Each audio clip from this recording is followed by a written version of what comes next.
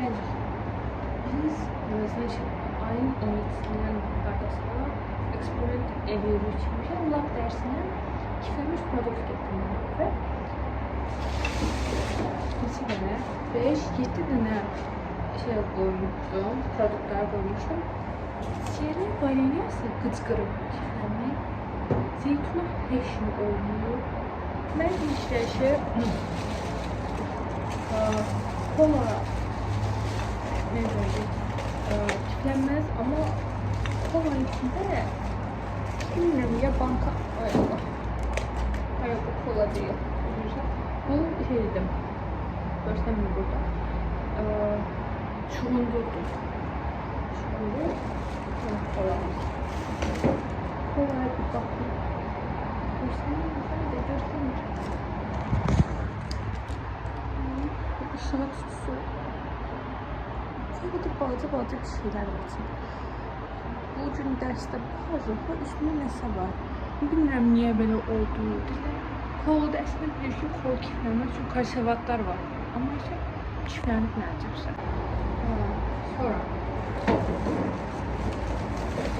Burada yar içine bakıyorum. Değişik derecede lezzetlidir.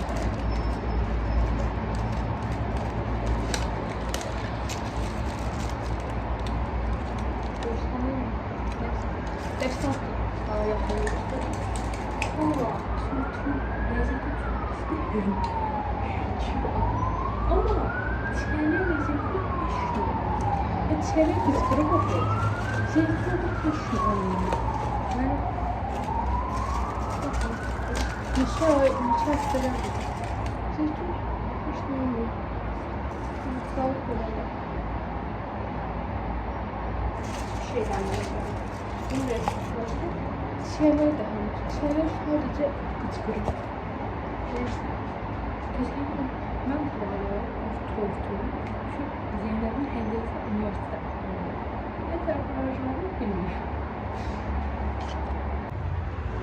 Değişmiş. Öyle. Burada top. Burada kilitlenmiş olursa. Elimde de şeyler var. Onu gösteremiyorum. Görsem önce. Üniversitede kadar benim yol var. Evet, gelir laboratuvarımıza. Buna göre burada çiftlenmiş çok iyi bir.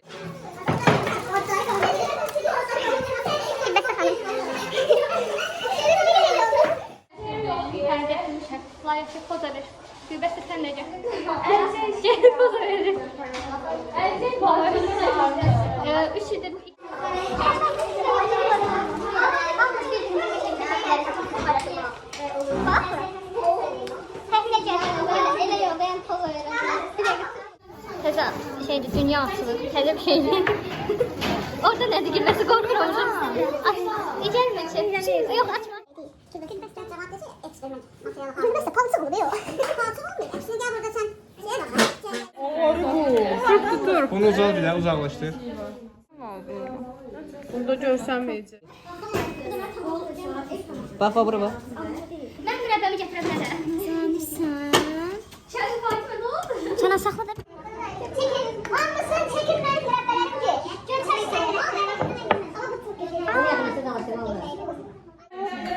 Kovadı.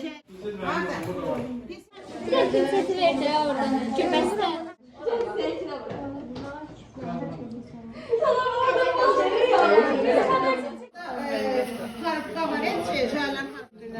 Şekil çekin.